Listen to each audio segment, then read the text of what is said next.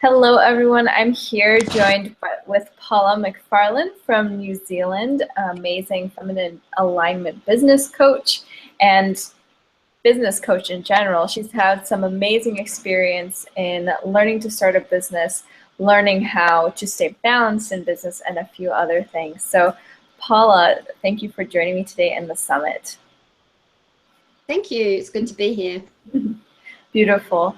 Well, one of the things that when we first met, Paula reached out to me. She joined the Singularity Storytellers Facebook group, and now she's a member of the Singularity Circle. Was there are all these different resources and things, but a lot of women, they've been working. And it really resonated with your own story of seeing how people work in regular real space in the corporate world. So tell me a little bit about how you've come to this new space, this new teaching space, coaching space, and helping female entrepreneurs become more embodied with their feminine and business. Okay, well, it's been a fairly long and varied journey for me. I have, over the last 20 odd years, worked in many different careers in quite a few different industries. I've run 2 of my own businesses prior to this one, and also most recently had 10 years in sales management and sales. So, you know, from running my own businesses, my first business I ran when I was only 24, I guess what became apparent for me with my own businesses was that when we push really hard to create something, we can create something that has a lot of its own energy, but that isn't necessarily connected to who we are. So we end up with this entity that is our business that does not fulfill our needs except in a financial sense. It keeps you really busy, but you don't actually feel any level of meaningful success from that. And for me, that process led me to actually going into paid employment and working a 10-year career in sales and sales management. And what I observed in that role was that the businesses I was working with were experiencing the same thing. So they were pushing from that really masculine perspective of how we traditionally create a business: advertising, promotion, sales, really driving that business forward. And although they may be reasonably financially successful, the business owners weren't feeling satisfied with what they were doing, and they constantly seemed to be looking for something more. And so for me, having been through that myself, I really wanted to then work out how we can do it another way. And that, over the last 3 or 4 years, has led me to my own coaching career and developing coaching programs which help you to really connect with why you want to do what you're doing. You know, what's the purpose of that for you? What is deep, meaningful success for you? What are your values, and how do you line that up with the business that you're going to create, so that at the end of it, you and your business are aligned, rather than you feeling like you have to constantly push to get where you need to be, and that your business is an entity that has its own momentum and you're just running to keep up with it.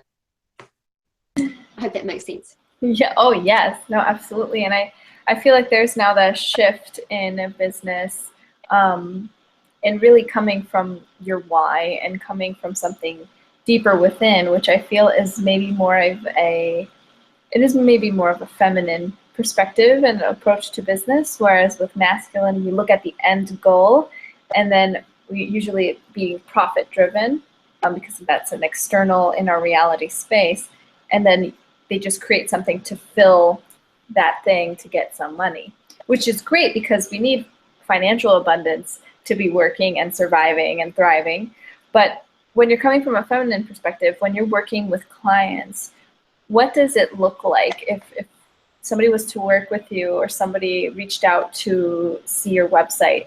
How would they shift their mindset from being profit driven to purpose driven? How do you shift those two? Well, you know, don't get me wrong, I still think it's important to make a profit, and that, you know, obviously you want your business to be a financial success. But what I also believe is that we can do that without having to cost ourselves so much energy, you know. And because when we take a more feminine perspective and we look at really opening to creativity and really opening to who we can collaborate with and what other support there is for us, things tend to unfold a little more easily. So, you know, when you come to work with me, what you will first be diving into is actually what are your values. Because one of the key things that I've observed for business owners is that sometimes you're running your business in a way that's not actually lined up with the values that you hold as a person. And that's where things start to come a bit unstuck. So if we get really clear on what your values are, then we can help you to create a business that actually meets those values, and that in turn will become more fulfilling. So, you know, for example, you know, for me, one of my strongest values is authenticity. So I am very real about the way that I run my business and the way that I do what I do and why I do it.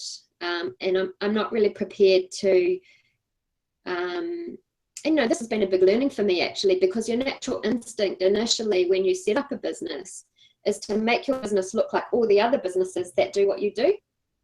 So, you know, I'm not a traditional business coach. I don't coach in a traditional way. I'm not going to sit down with you and go through your cash flow forecasts, because it's not how I work as a business coach.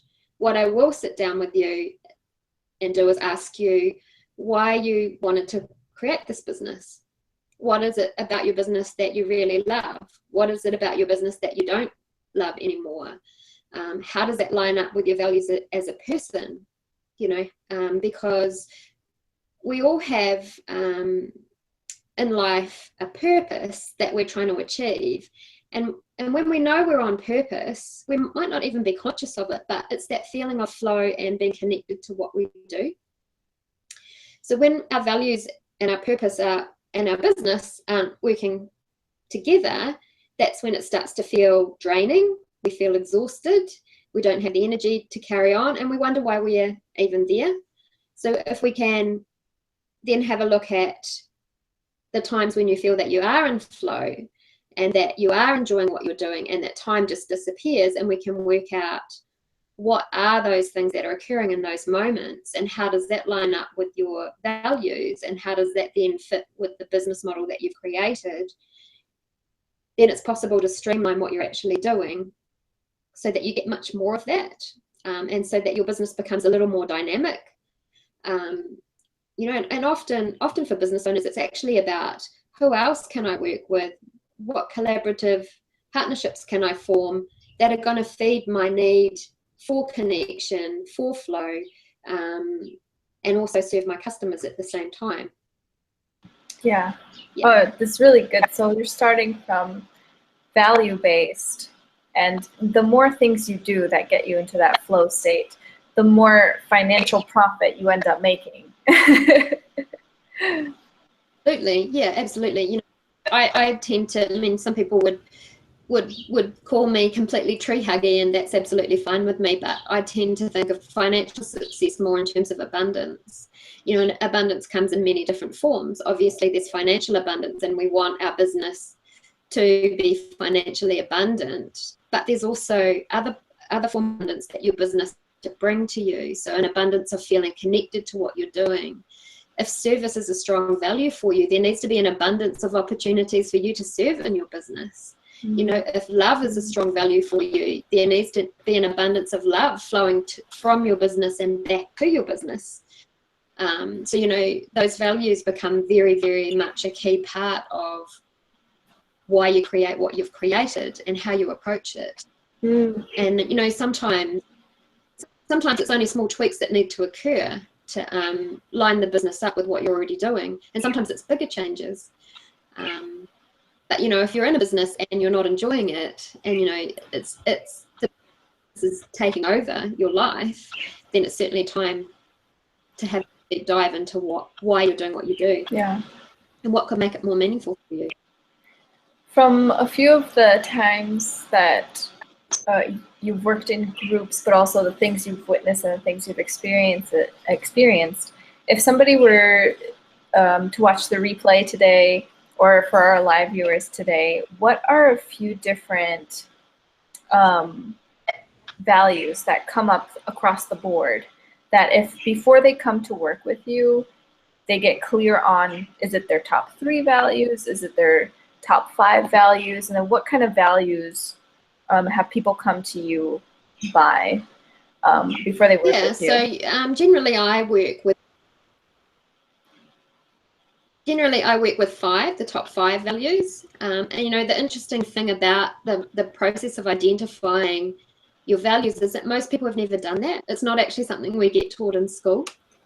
Some people feel really lost with that whole process. So I have developed a bit of a system that helps you to work through identifying what your values are. And, you know, we start by looking at a massive list of possible options and narrowing it down. Sometimes there's certain things that occur for you that are a trigger that show you where your values are. So for me, another value that's really strong for me is fairness. And so I came to the realization that that was a strong value for me after a series of situations in the workplace where there was inequality, and how much that actually upset me. You know, and that made me realize that for me, that value of fairness and equality is very strong. So that needs to be present in everything that I do. And if situation with my business, or even personally, where there's inequality or a lack of fairness, then I will feel that straight away. I will feel that that it's not lining up, you know, that the alignment isn't there.